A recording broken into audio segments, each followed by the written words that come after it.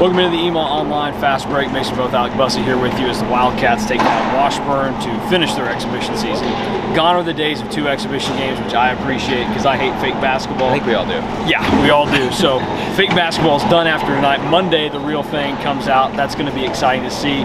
What are some of your instant takeaways from tonight's game against the Ichabods? Yeah, so I was really impressed with what we saw from Tomlin. I don't think his numbers were overly impressive at times. I think he finished with about 9 or 10 points, 4 or 5 rebounds. But I thought he was really impressive in his skill set and things he was able to kind of just showcase.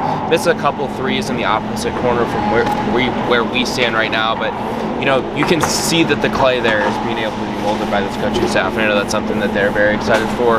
On a negative side, finished with 19 turnovers. Coach Tang has talked about how that's something he's a little bit concerned about, and the 2 times we've had a chance to speak with him this week, and that's something that probably needs to be worked on. He said their goal is 11 or less, and there's a big difference between 19 and 11, so you got to figure out how to get rid of 8 turnovers between really tonight and then a week from tonight when they play UTRGV. You're right about nobody really sticking out in the stat sheet. You're not going to find it there, but if you watch the game, you see a lot of flashes.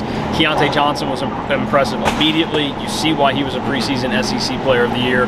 And Tang mentioned afterwards that they did limit the minutes a little bit. He played a lot, maybe more than he should have in the scrimmage against Southern Illinois, so they were able to kind of rein that back tonight. But when he was out there, he was aggressive, he made plays, and he did it not just with his size, but also athleticism, had some finesse in there. A lot to like about Keontae Johnson. And then Cam Carter comes in off the bench, and he ends up being the leading scorer in tonight's game with 13. He had some flashes in the game, so there is a lot to like about this team, but it's going to take some time to get molded. We'll see how it looks on Monday against UTRGV when the real deal happens. I would echo your sentiment on Tomlin.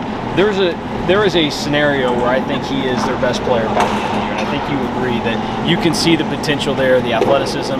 If the shots start falling for him, it's going to be interesting. And I'd be fascinated to know, Jerome Tang said after the game that they got 6 guys in practice that shoot 36% or better from 3 and 4 that are over 40%.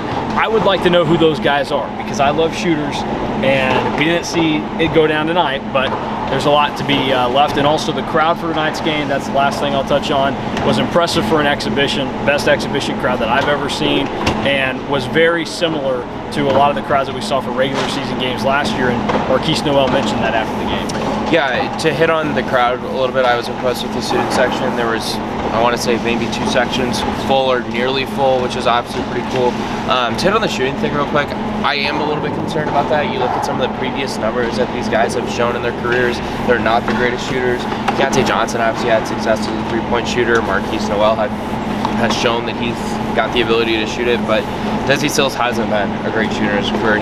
Tomlin isn't someone that you circle as an elite 3-point shooter, even if he does kind of take those steps in his game this year. So there's certainly guys who you can maybe expect Cam Carter being one of those to shoot the ball well, but you need volume of guys that you're going to be able to shoot it, because if you're not able to score in the half court, I think we could see this team struggle a little bit offensively. But if they're able to force turnovers like they did tonight, they're going to get enough league out buckets. And that would have been one of the last things to leave on and just to ponder moving forward.